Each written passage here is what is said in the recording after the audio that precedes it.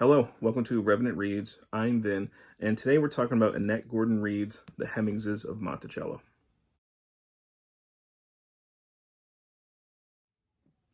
So I read this book as a buddy read with Bill Ruttenberg and also Patrice Jones, and we had discussions about this book over Voxer, uh, mostly tackling the book 2 chapters at a time and discussing our thoughts. And I had a great time with that, and I'm certainly thankful to both of them for including me inside that buddy read. This was a book that had been on my shelves for a long time, and that I really wanted to get to. When I heard Bill Ruttenberg said that he was planning on reading it this year, I kind of asked, hey, you mind if I sneak in there so I could finally get this read? And they were kind enough to allow me to join. And I was highly impressed by this. I had, in January, read Annette-Gordon Reed's Thomas Jefferson and Sally Hemings, An American Controversy, in which she looks at mostly the historiography of the affair, and how it has been treated by historians. And she has a legal background, and she cross-examines all the evidence that's in there. And that book came out before the DNA evidence basically confirmed the relationship between Thomas Jefferson and Sally Hemings. But, even without that DNA evidence, she makes a pretty convincing argument at that point that it did occur. And in this one, of course, is post-DNA evidence, and she is writing that it happened. Not that it might have happened, but that it happened. And she's looking at the slave family, the Hemingses, really starting from Elizabeth Hemings, and her background. And she is the mother of Sally Hemings, and she ends up having children by the slave master as well. So this is kind of a repeating history that we end up seeing with this family. But it takes us from Elizabeth Hemings through her children, which includes Sally Hemings and her brothers James Hemings, Robert Hemings, Martin Hemings. And we get a little bit at the end, Jefferson's own children, the children that he had with Sally Hemings. My big, I think, criticism of the book, or something that I should say that I wish there was more of, is more about Jefferson's children. We don't get enough, I think, at the end about what was going on with them.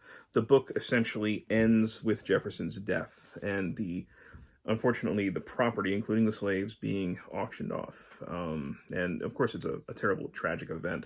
Now, I remember, growing up, first learning about American history, and Jefferson was somebody who I certainly felt drawn to.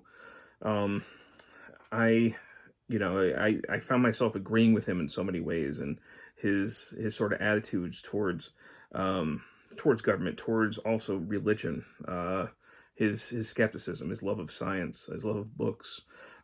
There was so much about Jefferson that I saw mirrored to my, within myself. And then, of course, you have to come to terms with the fact that, he was a slave owner. He owned many slaves. And then you get to the whole idea that, he also had a slave, what do we call her, mistress? I don't know. Reed does kind of deal with that a little bit. But the more that you find out about those things, I think it causes a lot of people to then pull away from Jefferson and then to demonize him. And I think that we do that because we have certainly a lot of assumptions that we come equipped with when we approach a subject like this. After the Civil War, we had 100 years of lost cause interpretations and playing down slavery and, a very kind of white supremacist view of what antebellum South was like. And then over the past 50 years or so, we've had more of a correction of that since the Civil Rights Movement. And I think that's made the pendulum swing very drastically the other way. So Annette-Gordon Reed is very often in this, asking us to kind of put our assumptions aside and examine things as they were, as they seem to be. And that can be difficult at times. It does make us question some of our own prejudices and our assumptions about Jefferson, about Sally Hemings, about what kind of people they were, whether or not they could have actually had a legitimate, partnership where both were maybe benefiting from. She does approach some of the tough ideas about, was Jefferson, would we call him a rapist? Would we call him those things? And I've heard booktubers throw those things around. Jefferson is a rapist. He was a pedophile and all of this. And I think those who haven't read this would be surprised to learn that Annette-Gordon Reed doesn't think that at all. She does a very thorough job of explaining to us the time period and what was going on, what might have happened. Because the other thing about this that people would have to realize going into it is there's a lot about slavery that we just don't actually know because it wasn't written down.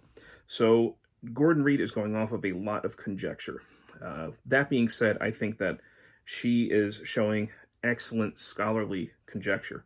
I had mentioned before that she has a legal background, and she does a thorough job of looking at evidence and making a very convincing case for why things happened the way that they did and what was going on and what they might have been thinking and their motivations and all of that.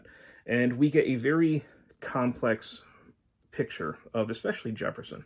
We get to maybe know a little bit about Sally too, as much as we can, and especially about her brother James, who lives an extraordinary life but comes to a very tragic end. And I think that Annette-Gordon Reed comes off as very sympathetic to Jefferson and Sally, not to slavery. I think that's the important distinction that has to be made. Slavery is not giving a free pass in this. Slavery is not shown to be anything less than dehumanizing. But very specifically, Jefferson and Sally, that whole situation, Reed doesn't really demonize, and she seems actually quite sympathetic to the whole thing and lays out a case for why it might have really worked and been very natural for both of them to have carried on a 30-plus year affair. I won't go more into it. You'd have to read the book to really see. But like I said, she does take us from really kind of like around the mid-1700s up to, around 1826 when Jefferson passes away. And the best parts about it, I think, I was most drawn into this book when Jefferson was in France. She does a really good job of explaining that and what it was like and what it might have been like for Sally and for James to be in this new world. And we continually see throughout this assumptions, even at that time period, challenged. I couldn't help but think how much, the Hemingses were a family. They happen to be Jefferson's wife's who passes away.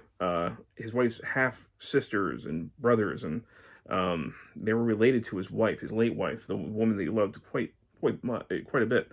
But he really had an attachment to this family. He really seemed to like them a lot, and he wanted them to like him. And how much just their existence at Monticello would have challenged so many of his notions, his racist notions. This is a guy who grew up as a slaveholder. Of course, he's going to have racist notions, but we see people questioning it throughout this. We see these things being challenged, and I thought that stuff was absolutely fascinating. We can't always judge people by exactly what they write at a given time. We have to look at larger pictures and realize that they're often writing for a very specific audience, and it might not always reflect exactly how they think and feel. And I think that's often true with Jefferson. That's why he can be such a kind of a contradiction and an enigma to us.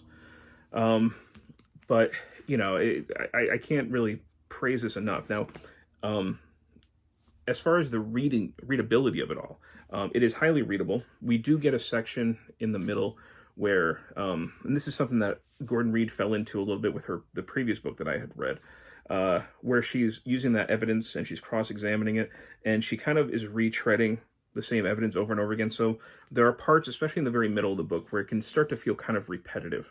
Like, okay, we know this, let's move on.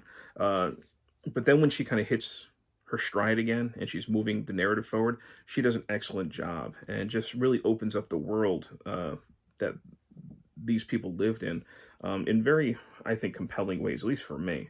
But I found the rest of it to be very readable and highly informative, and every single chapter gave me things to think about and to consider and to, essentially challenge my own ideas and notions of what I thought I knew about this time period. So yeah, I would highly recommend this. It's not a quick read, but I do think it is worth it. The last thing that I'll say is, for those wanting to read this to understand more about slavery, I think it's important to realize that the Hemingses were a singular case. They were not a typical American slave family at all. Monticello was not a typical plantation. Jefferson was not a typical slave owner. To read this is to really read about a very unique experience about a slave family. One which, Sally Hemings was only a quarter African. Her children from Jefferson, were able to pass as white.